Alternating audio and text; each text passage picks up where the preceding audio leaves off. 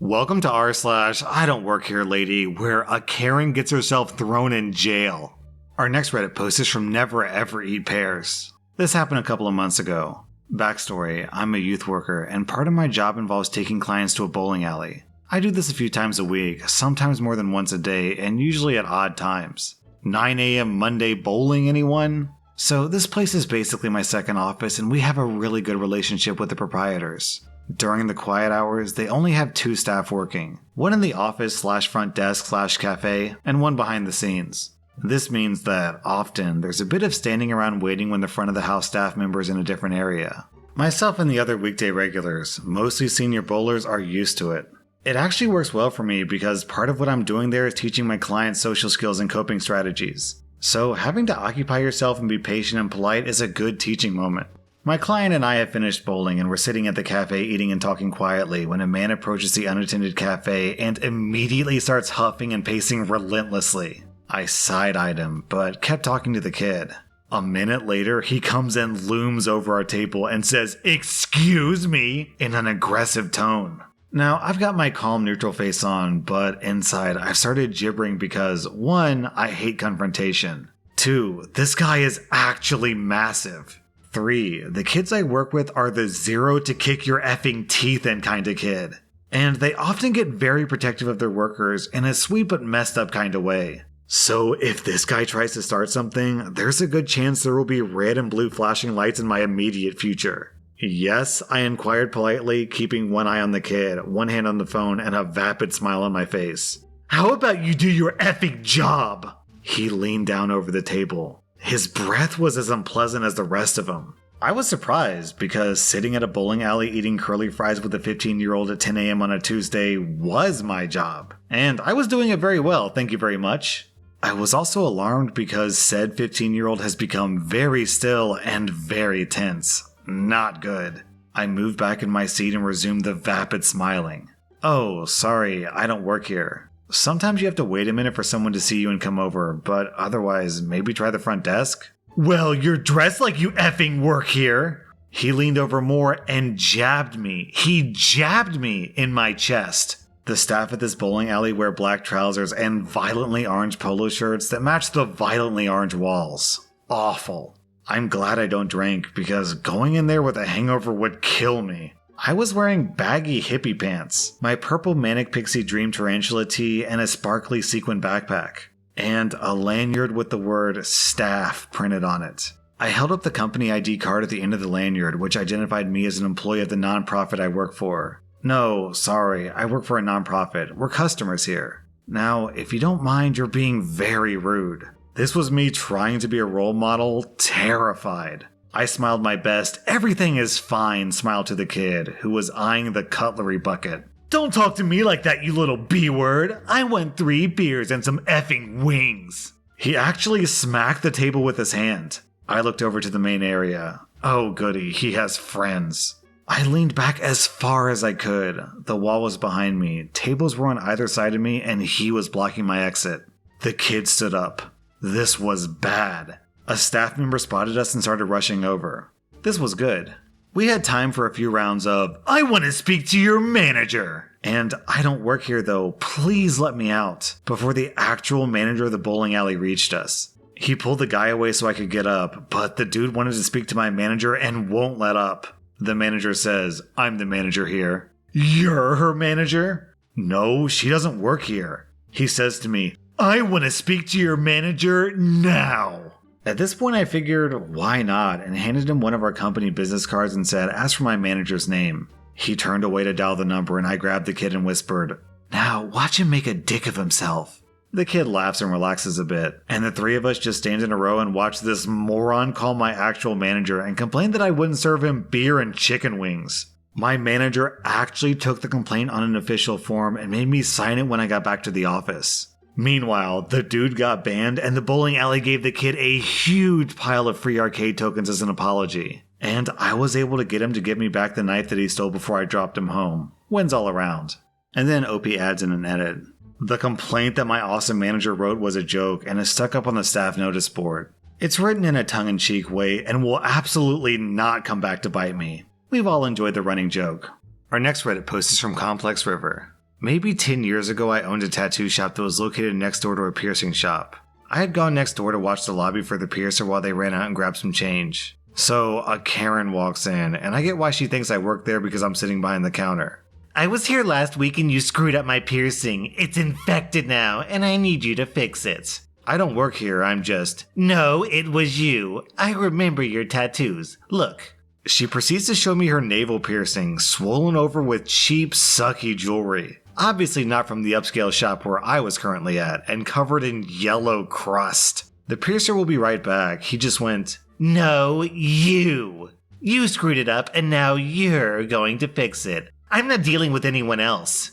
They shouldn't have to fix your mistakes. I don't work here. I haven't done a piercing in years. I'm sure the piercer will be happy to. Are you calling me a liar? I remember you. I don't want some guy touching me. Mind you, the only piercers who worked there at the time were men. You need to help me, or I'm going to have to go to the hospital and have this thing surgically removed, and then I'll have to sue you for my medical bills. Since I'm not a piercer, I don't know for sure, but that thing looks pretty gross. Maybe you should go to the hospital and get it checked out. I'm not going to the hospital. You're going to fix it. You screwed it up. I need this fixed today. Okay, fill out this form and we'll see what can be done. I was tired of dealing with her. I just wanted her to stop talking. The piercing shop had a long release form that everyone has to fill out, so I gave her one of those to keep her busy till the piercer returned. While she was working on the form, the piercer returned.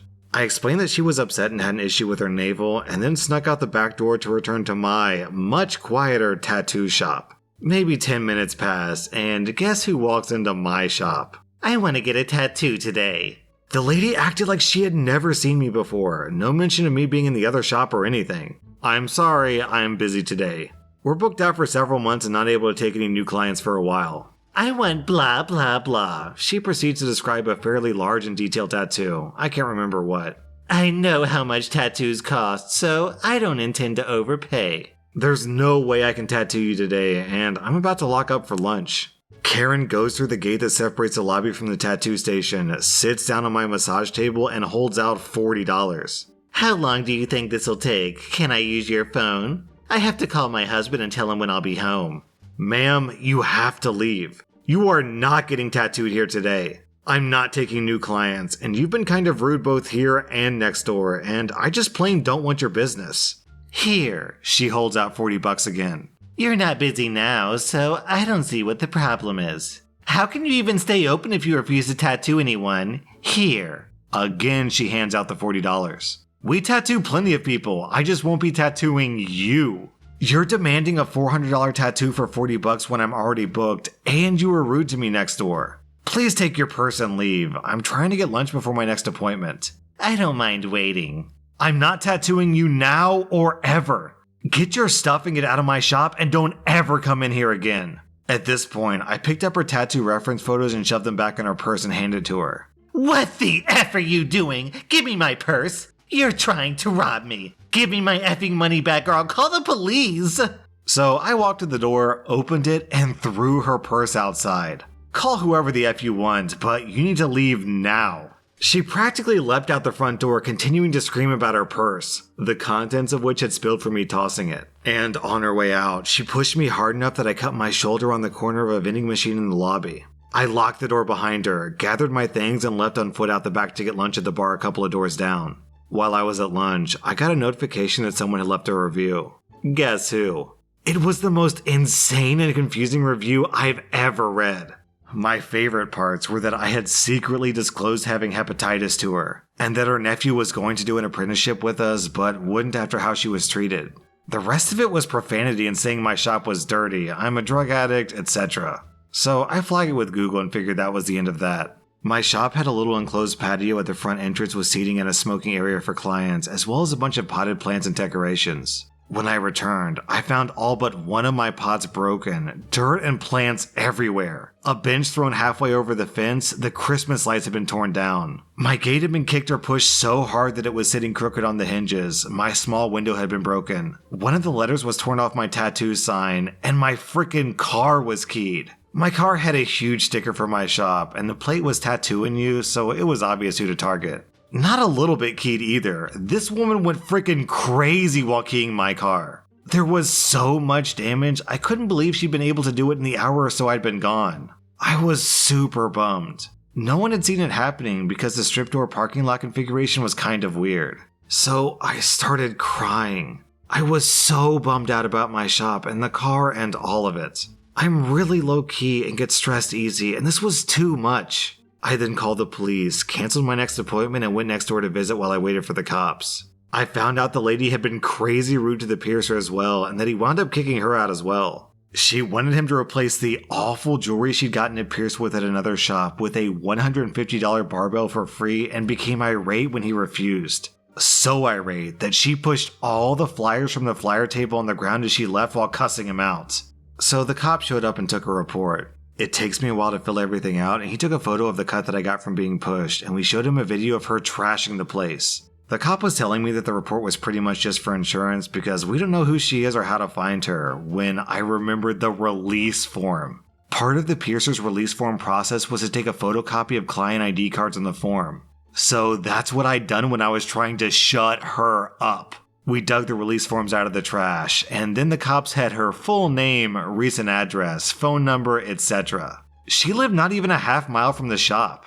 So the cops drove to her house and arrested her. She got in trouble for all of it. By the time it was over, she had to serve several months in jail. And I assume a long time on probation, and I bet she had to attend classes. I don't know, just a guess. I got a notification several months later letting me know she'd gotten out of jail, and I remember thinking, man, she was in there for a while.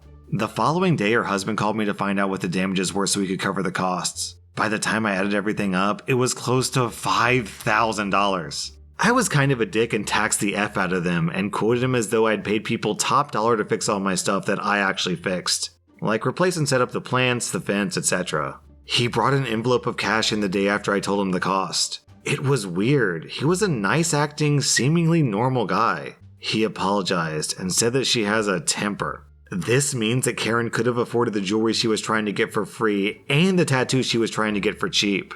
I assume anyways, because it seems like he just had the money laying around since he came up with it so fast. But don't worry, none of this stopped Karen. After she got out of jail for about a year, my shop would get these random, super weird reviews from random Gmail accounts that had no other reviews. I have no proof it was her, but we never got bad reviews till this happened, and they were all written in the same way. They all just sounded like the same person wrote them. Some of my favorite highlights from the reviews: that I'm a prostitute and operate that business out of the shop, that we reuse needles, that we did a misspelled tattoo, that I sell drugs from the shop, that you can find nudes of me online, that we tattooed a minor without a parent, that we allow dogs in the shop, that we got shut down by the health department, and that I hire illegal immigrants. There was plenty of other stuff, and it was all pretty far out. That's just what I can remember. This lady would write paragraphs of weird stuff every time, just rambling lunacy. I was in business over 15 years. That was the only Karen I ever remembered having to deal with. I'm sure there were a lot of other rude customers, but nothing like that. I wonder if she ever realized that she provided us with the information that made it super easy to track her down right after. Based on this Karen's behavior, I'm guessing that the reason why she flipped out when you threw her purse out into the street was because she had drugs in there. This lady seems like she's not all there. Our next reply is from 1000 Mile Boner. Quick preface, I was in a very serious car accident a little over a year ago. This left me with some brain damage, nerve damage, etc. Throughout my days, I have episodes where I get disoriented, forget where I am, what I'm doing, what's going on around me, etc. I used to do heavy manual labor, but I'm now working at a well-known department store with aprons of a certain citrus variety. A couple of days ago, I was shopping at our store with a friend in a black and orange hooded flannel. I'm approached by a middle-aged man carrying a small metal piece related to light bulbs. Well, at this certain point of our trip, I was starting to have an episode. My body got really hot, I zoned out quite a bit, and I was just overall not 100% there. He asked me where I can find a replacement for this piece, and I point towards the hardware department even though I was off duty, not in uniform, and clearly shopping myself. The place where I pointed seemed to confuse him, and he muttered something under his breath while giving a really puzzled look, but goes anyway. We go to the water fountains near the bathrooms in the back so I can get some fluids in my system and chill out a bit. When we continue shopping a few minutes later, who passes us? None other than the puzzled-looking man complaining about stupid employees and blah blah blah. Oh no, it's about to go down. At first, he stops a few feet away from me looking around, clearly searching for the stupid guy who sent him over to the hardware department until he realizes I'm standing right by him. He locks eyes with me and the conversation goes as follows. Are you the one who sent me all around the store looking like an idiot? OMG, sorry, I was confused by what you showed me. It's a such and such piece. Why the F would you send me to the hardware aisle? Are you an R-word or something? Is this one of those programs? I'm sorry, man. I'm not even working right now. I'm just trying to enjoy my day off. I didn't mean to send you to the wrong place. At this point, another employee walks up and tries to defuse the situation, seeing me, their subpar mental capacity coworker, and a fuming customer in a situation. My coworker says, "What seems to be the problem?" Thank God. Are you an R-word too? Or do you think you can show me where I can find this? He gestures to the small piece in his hand. Sir, I understand that you can't know this, but I am a bit slow at times. I have fairly severe brain damage, and also, as I said before, it's my day off. I gesture at my coworker's apron. When I say this, the guy turned white as a ghost. I kid you not. White as a ghost. Mouth agape, it was glorious. After this, everything dies down a bit and I bask in the small win. Somehow, despite the fact that he was talking to a person with brain damage, he was the stupid one. That was r/IDontWorkHereLady, and if you like this content, check out my podcast where I publish the exact same episodes. Also, hit that subscribe button because I put out new Reddit videos every single day.